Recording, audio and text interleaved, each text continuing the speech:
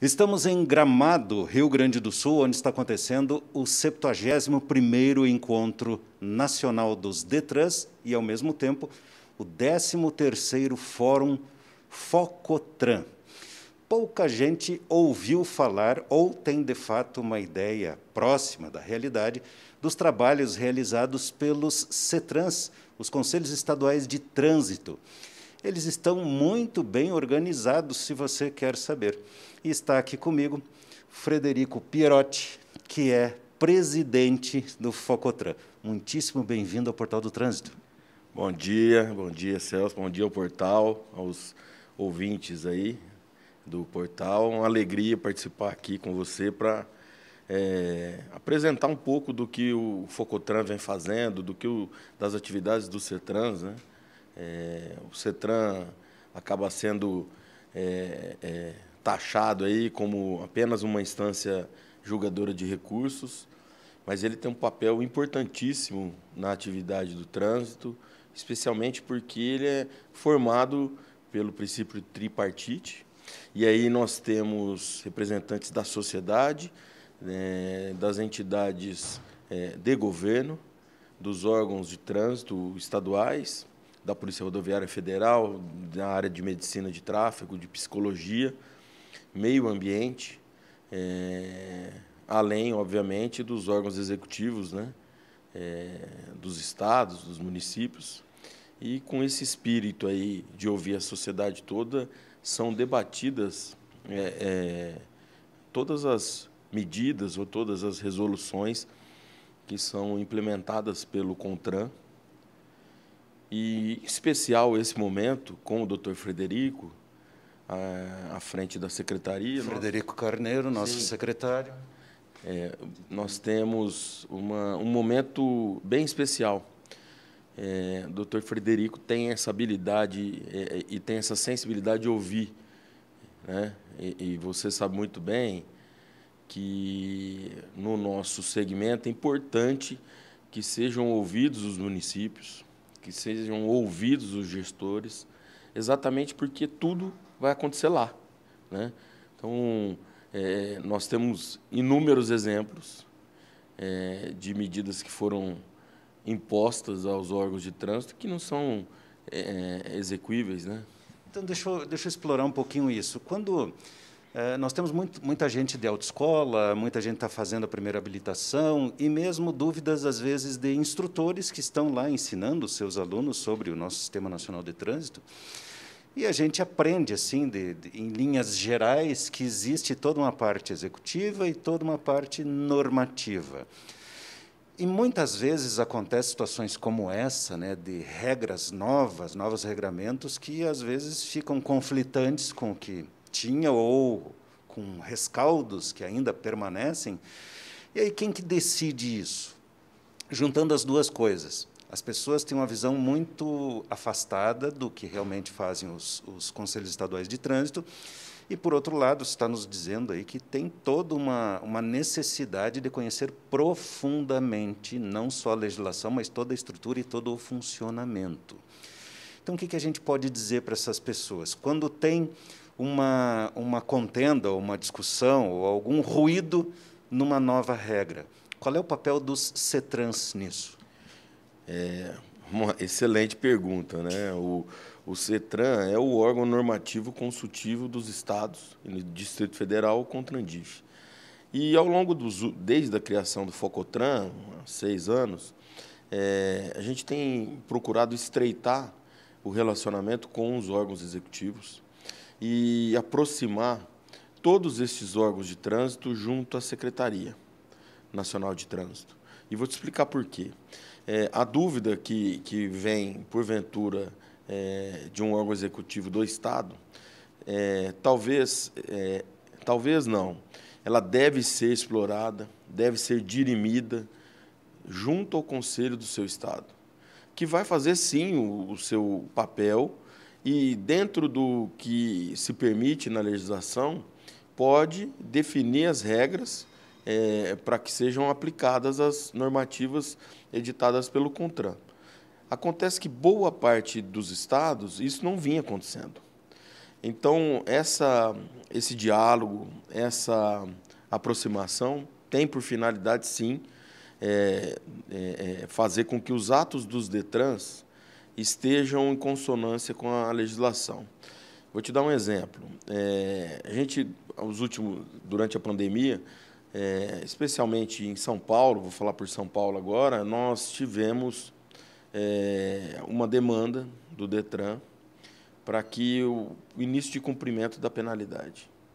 Antes se exigia que o cidadão estivesse no posto de atendimento, e nós, dentro de um debate, fizemos um parecer, foi discutido e aprovado pelo plenário, um parecer que viabilizasse que essa entrega e o início do cumprimento fosse feito pelo portal, pelo aplicativo, exatamente para auxiliar o órgão.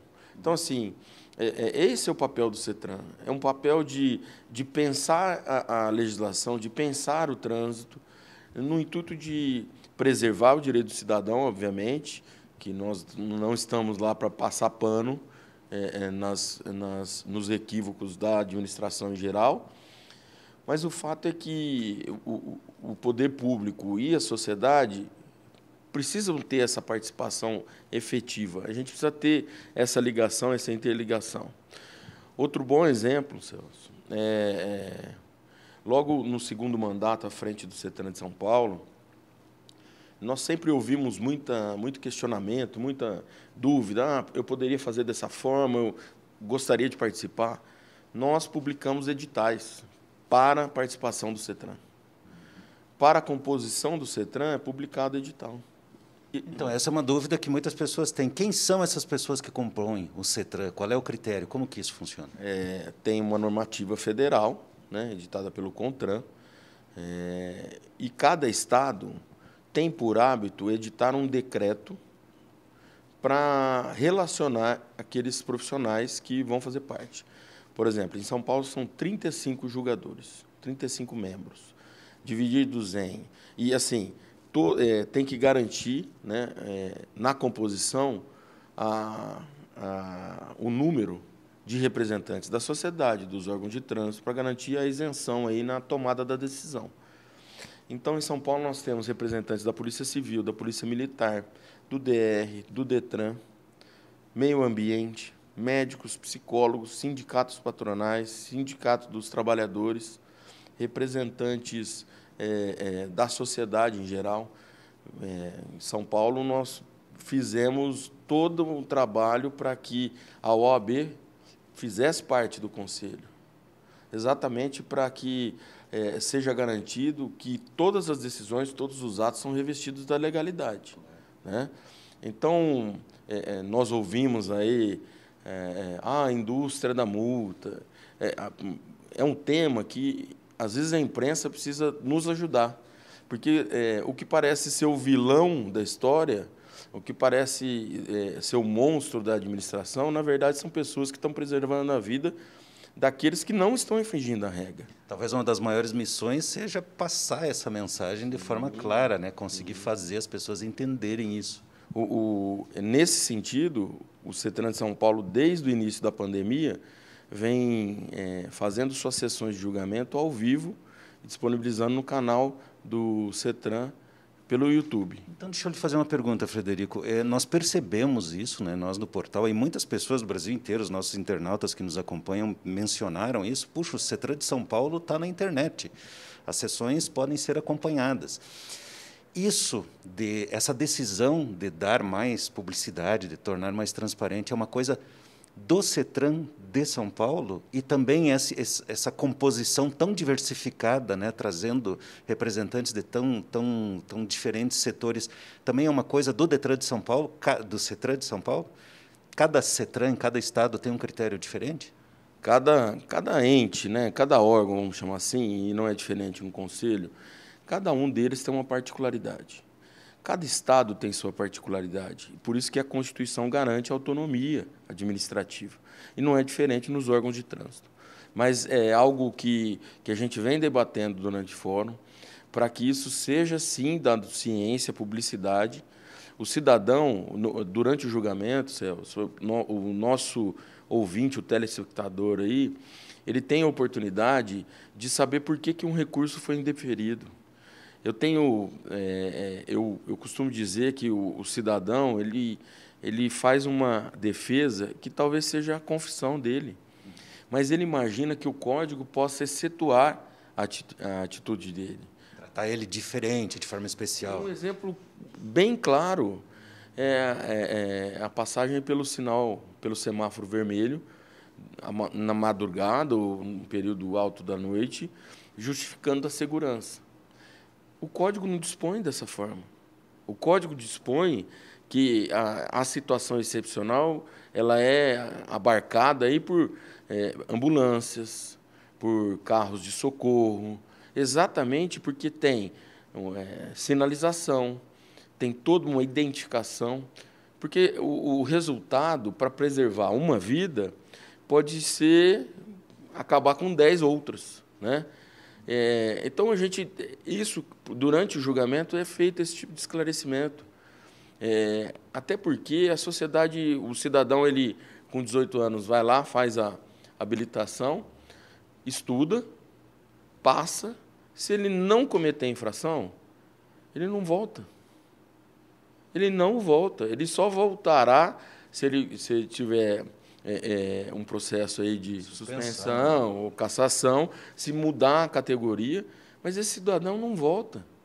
Ele fica afastado desse ambiente, dessa possibilidade até de adquirir novos conhecimentos, assim, se atualizar. Como é que eu posso exigir desse cidadão num mundo de resoluções que nós temos? O CTB mal foi publicada a 14.071, já veio outra. Já tem resolução atrás de resolução. É complicado acompanhar tudo, né? A 14.071, boa parte dela, ao meu ver, inexequível. Por quê? Porque depende de regulamentação. Mas foram editadas as resoluções. As resoluções foram editadas no dia 9, no dia 12 entrou em vigor.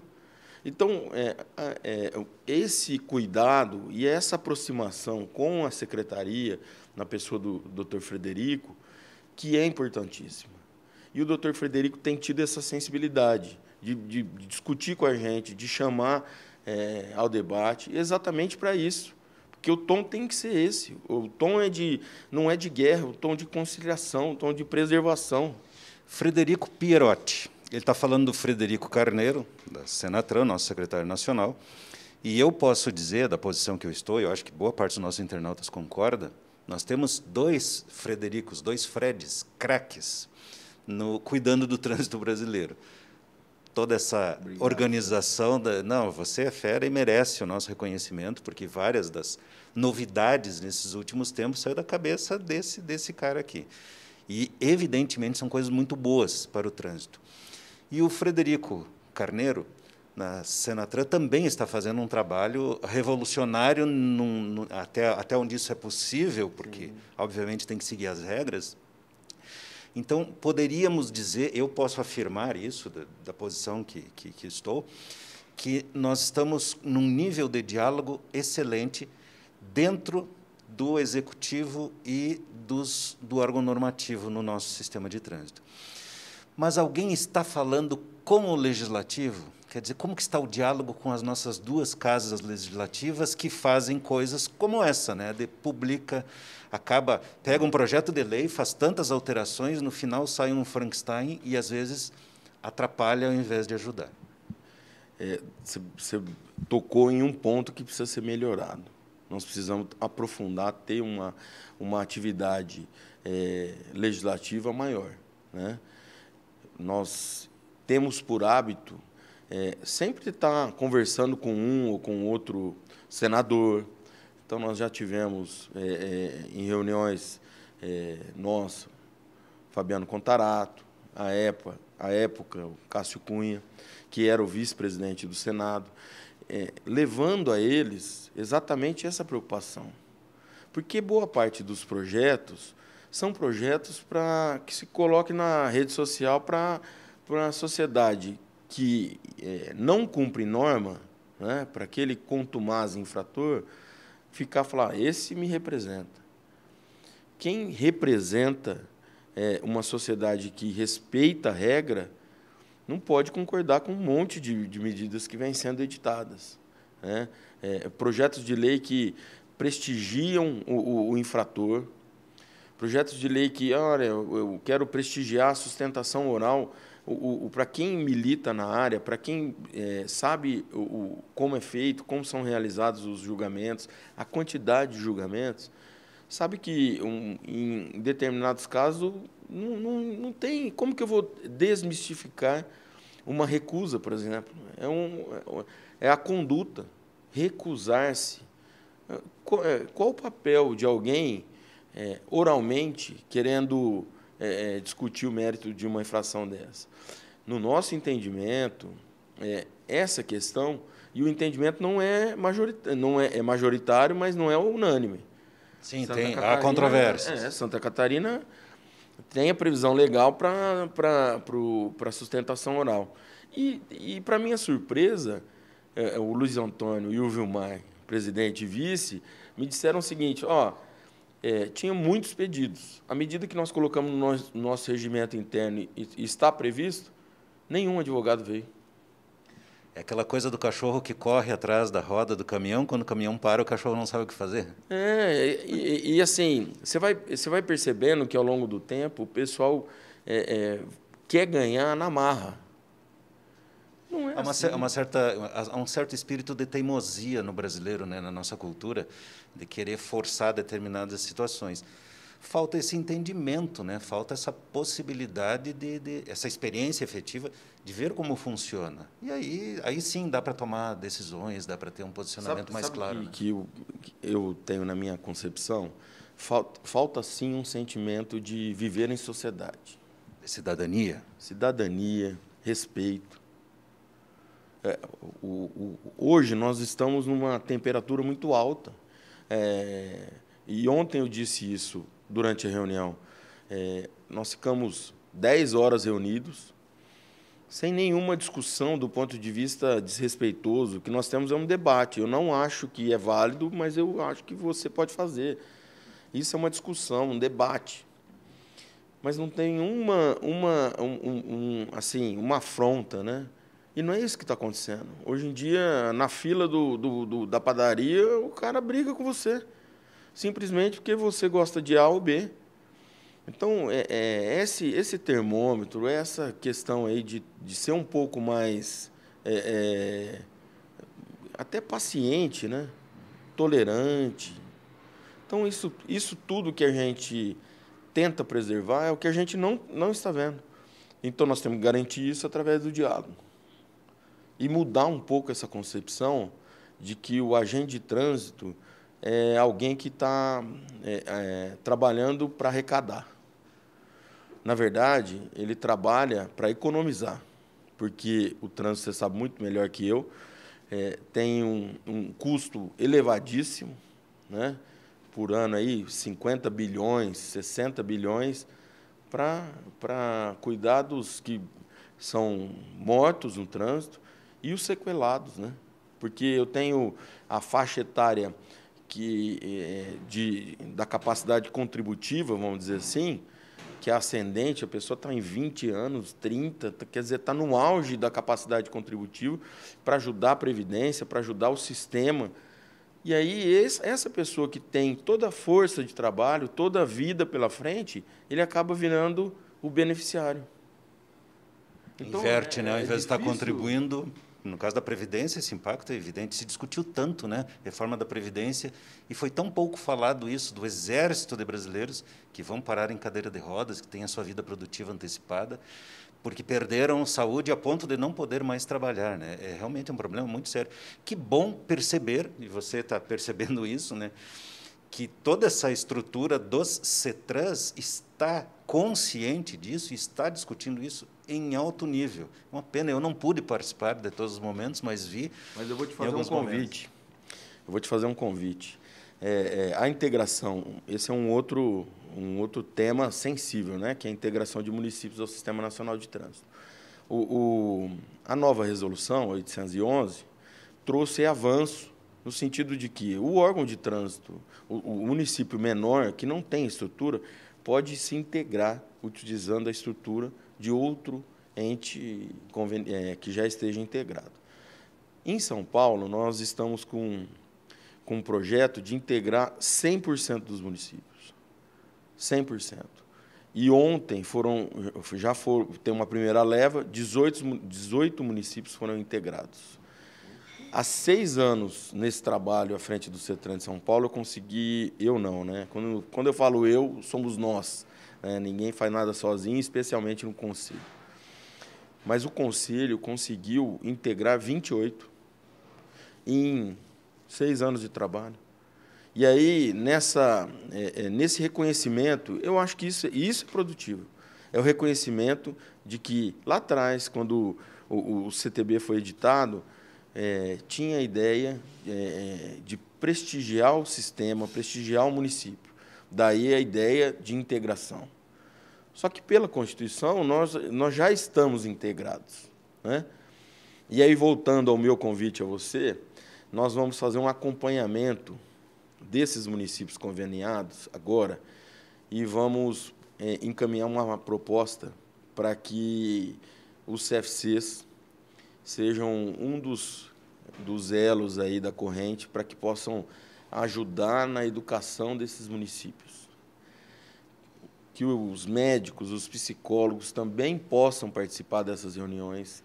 A gente vai tentar organizar toda uma estrutura para que isso seja um polo de erradicação, aí, de radiação, vamos dizer assim, não de erradicação, mas de radiação da boa prática, né?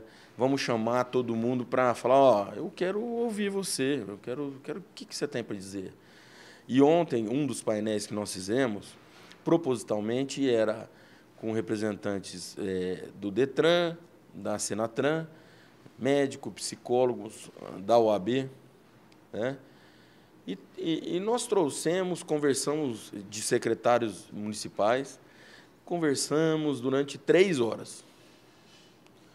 Ao final, eles falaram, nós nunca pensamos em ouvir a outra parte. O trânsito fala para o trânsito. Que coisa, falando sempre os mesmos, né? A gente prega para convertido, né? Então, esse é um velho problema que nós temos no trânsito. Nós temos que, de alguma forma, avançar nisso. E avançar nisso é colocar essa discussão, essa boa discussão, esse bom debate nas escolas, nos centros comunitários, nos clubes de serviço. E esse pessoal tem um papel importantíssimo, empresa. As empresas têm um monte de funcionários, esse pessoal tem que ser acompanhado. Quando isso é feito, a palavra é cidadania. Você está incluindo essa pessoa, você está dando voz a ele, você está deixando de ser um número para passar a ser uma identidade, né? A ser uma pessoa. Então, acho que esse é o grande elo aí. Nós estamos formatando, eu vou te convidar, quero que você participe disso. Será um prazer. Porque a ideia é que isso seja um polo mesmo para que a gente consiga chamar a atenção desses municípios menores para o grave problema que é o trânsito, né? Estamos conversando com Frederico Pierotti, conversamos, aliás, porque estamos em meio às atividades do 13º Fórum Focotran, que ele preside, e também a 71ª edição do Encontro Nacional dos Detrans em Gramado, Rio Grande do Sul. Foi um privilégio falar com você. Muitíssimo obrigado pelo convite. Conte comigo, com o Portal do Trânsito, com a Tecnodata Educacional. Isso é música para os nossos ouvidos, porque metas ousadas, hein? 100% dos municípios num estado dentro do Sistema Nacional de Trânsito, que era o objetivo do CTB lá atrás, né? Há 20 e tantos anos. É ousado, mas não é impossível. E o trabalho que vocês têm feito lá, tenho certeza, no CETRAN de São Paulo e na Focotran como um todo, dá condições de fazer isso. Muitíssimo obrigado. Obrigado, Celso. Ninguém vence o trabalho. E quando a gente faz um trabalho e a pessoa se sente dentro do trabalho, ele não vira um parceiro, ele vira um reprodutor desse ideal, né? Aqui tem um monte de idealista. Então, agradeço. Nós precisamos do apoio desse teu público que é muito grande e que é formador de opinião, que replica as boas práticas. Nós precisamos disso. Nós precisamos reconhecer quando tem o erro, mas precisamos enaltecer o que tem de bom, né? E não é vergonha falar, ó, parabéns, né? Parabéns pelo trabalho que é realizado. Só que a hora que está errado, precisamos chamar atenção. Vamos consertar, vamos construir juntos, sem colocar o dedo no olho de cada um. Tá bom? Tá ótimo, muitíssimo obrigado, pessoal. Até a próxima. Tchau, tchau. Obrigado.